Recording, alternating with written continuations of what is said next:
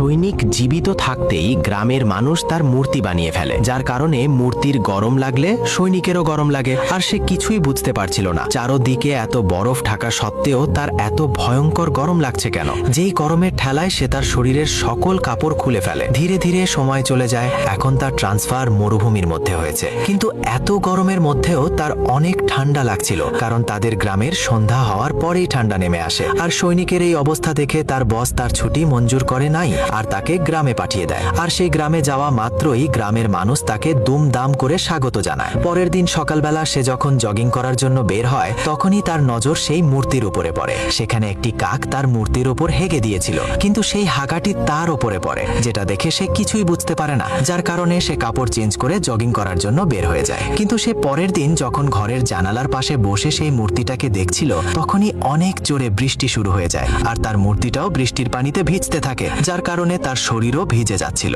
কিন্তু ঘরের মধ্যে কোনো রকম ছিদ্র ছিল না যাতে তার উপর পানি পড়বে। বন্ধুরা, পরবর্তী পর্ব দেখার জন্য চ্যানেলটা সাবস্ক্রাইব করে দিন।